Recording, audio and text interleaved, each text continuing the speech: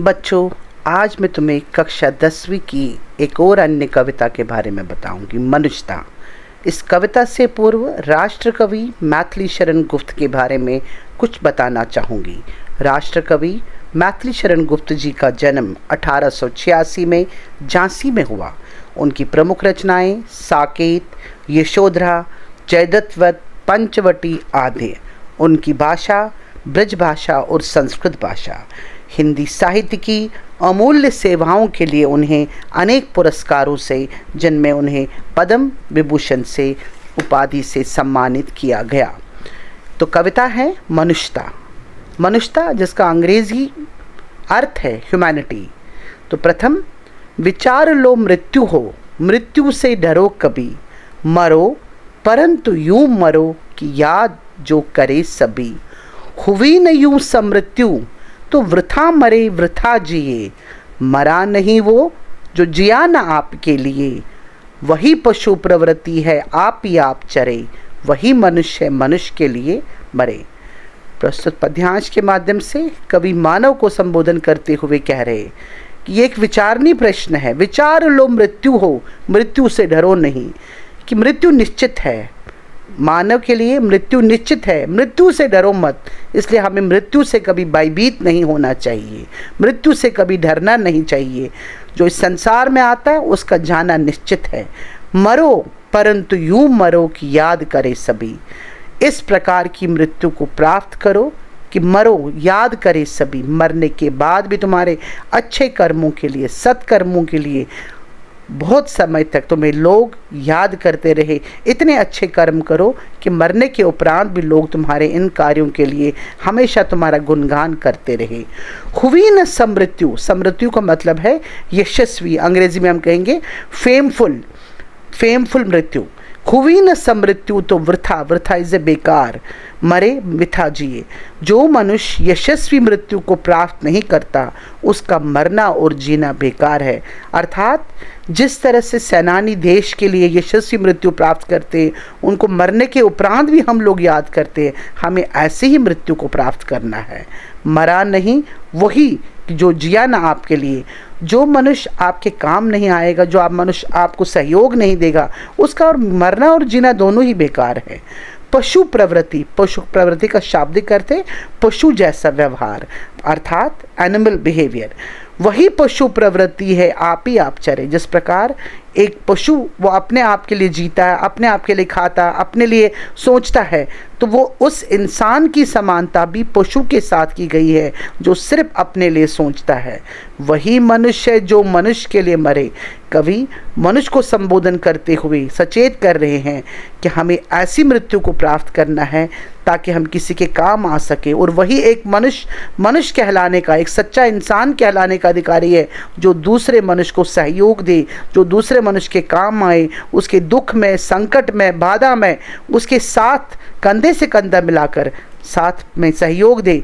वही एक सच्चा इंसान है। नहीं तो इस संसार में जीवन सब यापन करते हैं, लेकिन जीवन यापन करना तभी परिपूर्ण है जब हम में सभी मनुष्यता के गुण होंगे, सत्य होगा, ईमानदारी होगी, सच्चाई होगी, सादगी होगी और एक दूसरे के साथ सहयोग होगा। तभी हम एक सच्चे इंसान कहलाए जा सकते हैं। सेकेंड पैराग्राफ, उसी उदार की कथा सरस्वती बखानती। उदार इज महान, सरस्वती हुआ विद्या की देवी। कहते ऐसे महान लोगों का गुणगान देवी सरस्वती भी अपने पुस्तकों में करती है। ऐसे महान जो किसी के काम आए, जो किसी को सहयोग दे, ऐसे महान लोगों को विद्या की देवी सरस्वती भी गुणगान करती है, नामो स्मरण करती है। उसी उदार से धरा कृतार्थ भाव मानती। उदार फिर से मैं बोल रही हूँ, महान, धरा इज धरती, कृतार्थ हुआ आभार। ऐसे महान लोगों के प्रति धरा, धरती भी आभार प्रकट करती है। ऐसे महान लोगों के प्रति धरती भी नतमस्तक होती है। धरती भी ऐसे लोगों को पूजनीय मानती है, सम्मान देती है। उसी उदार की सदा सजीव कीर्ति कूजती। उदार फिर से महान, सजीव हुआ जिसमें जान हो, कीर्ति हुआ यश, कूजती हुआ फैलती। ऐसे महान लोगों का गुणगान चारों ओर सुनाई देता है, जो किसी के काम आते हैं, जो किसी का बखान करते, जो किसी को सहयोग देते हैं।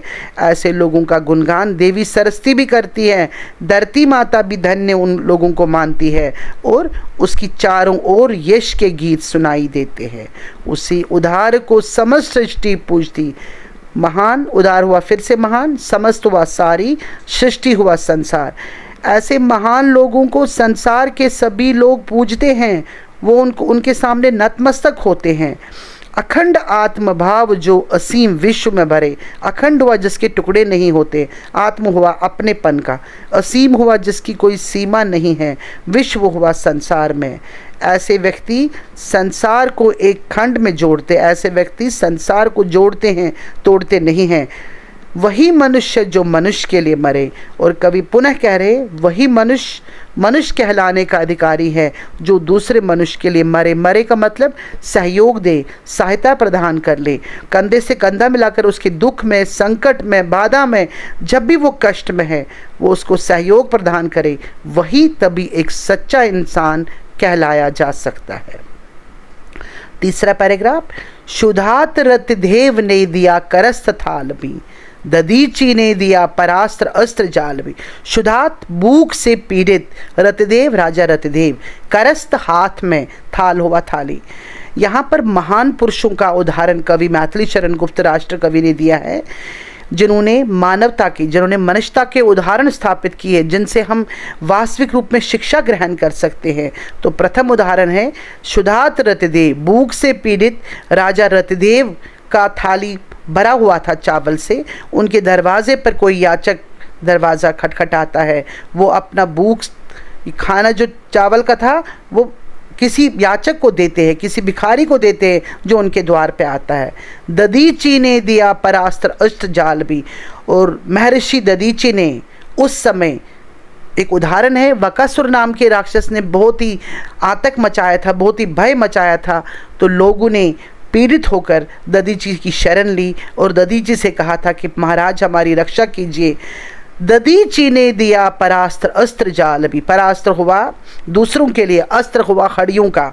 ददीची ने अपनी हड्डियों का ढांचा मानवता की रक्षा के लिए दिया, जिससे अस्त्र बनाया गया, जिससे उस बकासुर नाम के राक्षस का वध किया और ददीची ने मानवता की रक्षा की, मनुष्यता की रक्षा की। उशीनर क्षितिज ने समास दान भी दिया। उशीनर गंधार देश के राजा, क्षितिज राजा है उनका नाम, स्वमास दान भी दिया, उन्होंने अपना मांस काट के कबूतर को बचाने के लिए दे दिया।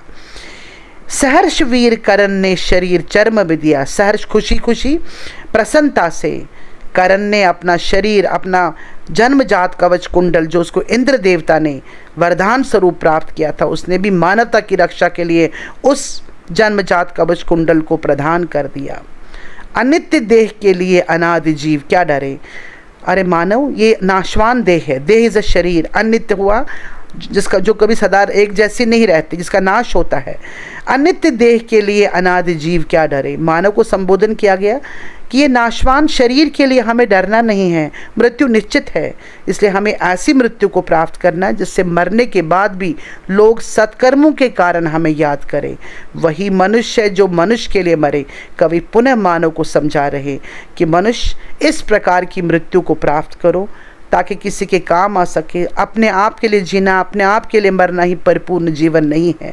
कवि ने इस पद्यांश में महापुरुषों का उदाहरण दिया है ताकि हम उनसे प्रेरणा लेकर अपने आप में सद्प्रवृत्तियाँ, अच्छे गुण संचारित कर सके और मानवता का कल्याण कर सके। तभी मानवता का विकास हो सकता है जब हम किसी का सहारा बन सकते हैं, किसी को मदद कर सकते हैं, किसी को कष्टमय परिस्थिति से उबार सकते हैं।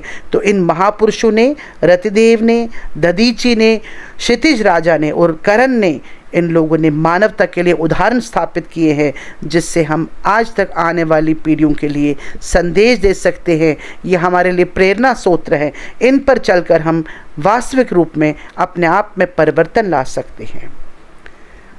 चौथा पैराग्राफ, सहानुभूति चाहिए महाविभूति है यही, वशीकृता सदा बनी है स्वयं मही, विरुद्धवाद बुद्ध का दया प्रवाह में बना। सहानुभूति चाहिए महाविभूति, हमें किसी के लिए दया, सहानुभूति का मतलब दया, सांत्वना, करुणा, महाविभूति, सबसे बड़े अमूल्य पूंजी, सबसे बड़ा ट्रेजर। एक इंसान में अगर दया, करुणा, सहानुभूति होगी, ये सबसे बड़ा खजाना है। वशीकृता सदैव बनी है स्वयं बनी, वशीकृता हुआ नियंत्रण में, मही हुआ धरती। धरती ऐसे ही लोगों के वश में रहती है जिनके मन में दया होती है, प्रेम होता, करुणा होती है, सहानुभूति है। मानव को संबोधन कर रहे हैं मैथिली शरण गुप्त, समझा रहे हैं कि दया, प्रेम, करुणा और सहानुभूति सबसे अमूल्य खजाना है। और धरती भी, मही इज धरती, धरती भी ऐसे ही लोगों के नियंत्रण में रहती है, धरती भी ऐसे लोगों के वश में रहती है। विरुद्धवाद बुद्ध का दया प्रवाह में, भगवान बुद्ध ने तात्कालिक परंपराओं का विरोध किया। उस समय सती प्रथा और अन्य प्रकार की जो परंपराएं समाज में फैली हुई थी, भगवान बुद्ध ने उनका विरोध किया, उन परंपराओं को खंडन किया। विनीत लोक वर्ग क्या न सामने झुकारा, विनीत हुआ विनम्र, लोक हुआ लोक, वर्ग हुआ संप्रदाय। सभी लोग विनम्र भाव से भगवान बुद्ध के सामने झुक के रहे। मतलब भगवान बुद्ध ने उस समय जो परंपराएं थी तात्कालिक, उनका विरोध किया। सती प्रथा था, दहेज प्रथा था, बाल विवाह था, इन सब परंपराओं का भगवान बुद्ध ने खंडन किया, विरोध किया।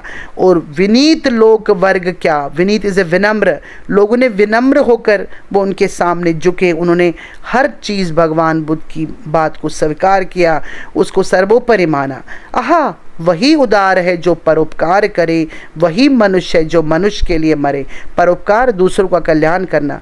कवि कह रहे वही इंसान परोपकारी है, वही इंसान महान है जो दूसरों के लिए मरने का तात्पर्य है, जो उसको दुख में, संकट में, कष्ट में, बाधा में एक सहायक बनकर, उसको मित्र बनकर उनको उन दुखों से उभार सके, कष्टमय परिस्थिति से उसे किनारे पे ला सके।